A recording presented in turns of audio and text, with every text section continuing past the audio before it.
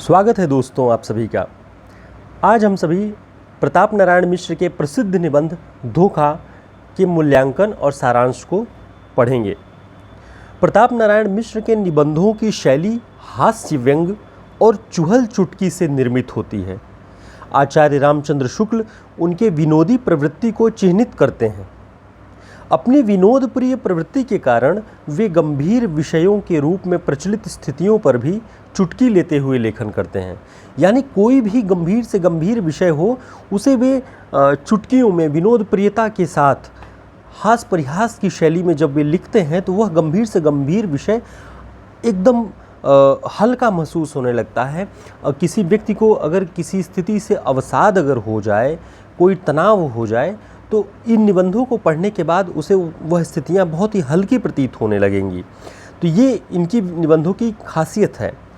धोखा ऐसा विषय है जिस पर धोखा खाया हुआ व्यक्ति भावुक होकर अपने छले जाने को बहुत गंभीर और दुखदायी स्थिति मानता है। वह उस व्यक्ति की दुखती नब्ज जैसी हो सकती है, किंतु मिश्र जी अपनी विनोदी प्रवृत्ति के कारण इस दुखदायी कारण को अत्यधिक प्रभावी नहीं होने देने के लिए व्यवहार से लेकर आध्यात्म तक में प्रचलित सभी प्रकार के धोखों पर चुटकी लेते हुए उसे प्रभावहीन बना देते हैं।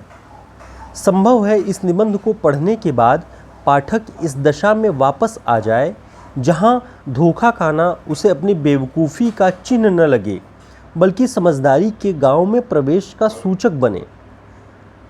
प्रताप नारायण मिश्र जी यह कहते हैं कि धोखा खाया हुआ व्यक्ति बेवकूफ़ न होकर के वह समझदार होने की प्रक्रिया में आगे बढ़ता है।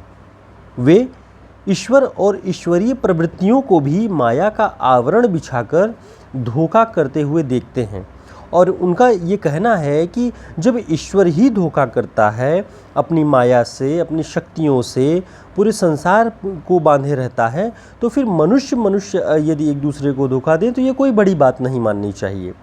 वे लिखते हैं कि इस रीति से यदि कहें कि ईश्वर भी धोखे से अलग नहीं तो अयुक्त न होगा, क्योंकि ऐसी दशा में वह यदि धोखा खाता नहीं तो धोखे से काम अवश्य लेता है, जिसे दूसरे शब्दों में कह सकते हैं कि माया का प्रपंच फैलाता है, वह धोखे की टट्टी खड़ा करता है। वे लिखते हैं कि ईश्वर माया स्वरूप है और माया भ्रमपूर्ण स्थिति उत्पन्न करती है। भक्त भी ईश्वर के इस माया स्वरूप से सत्य समझने में असमर्थ होता है।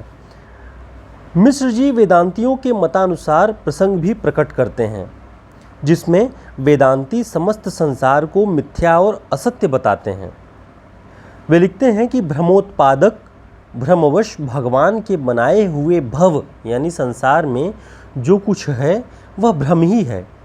जब तक भ्रम है तभी तक संसार है, वरंच संसार का स्वामी तभी तक है, फिर कुछ भी नहीं, और कौन जाने हो तो हमें उससे काम नहीं। परमेश्वर सबका भ्रम बनाए रखे, इसी में सब कुछ है। जहाँ भ्रम खुल गया वहाँ लाख की भलमनसी खाक में मिल जाती है। दूसरे प्रकार से वे यह सत्य प्रकट करते हैं कि मनुष्य माया के प्रभाववश अज्ञानी बनकर लोभ और प्रीति के धोखों में पड़ा रहता है। जीवन और मृत्यु के तमाम कटु सत्यों के उद्घाटन से वे उस धोखे से पर्दा उठाते हैं जिसमें पड़कर मनुष्य सत्य से नजरें चुराता है। उनका मानना है कि जब सब कुछ धोखा ही है तो धोखा खाने वाला मूर्ख और धोखा देने वाला ठग क्यों कहलाता है। जब सब कुछ धोखा ही है और धोखे से अलग रहना ईश्वर की भी सामर्थ्य से दूर है, तब धोखे के कारण संसार का चरखा पिन्न पिन्न चला जाता है। यानी पूरा संसार ही धोखे में है।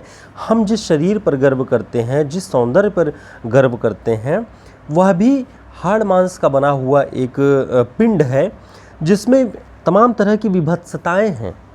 लेकिन मनुष्य अपने उस सौंदर्य पर, शरीर की सामर्थ्य पर इतना विश्वास जो करता है वह एक तरह से धोखा ही है, क्योंकि क्षण भर बाद यदि इस शरीर को हाड़ मांस के जो पिंड है उस पर कुछ हो जाए, कोई विपत्ति आपत्ति पड़ जाए, तो उसका कोई अस्तित्व नहीं रह जाता।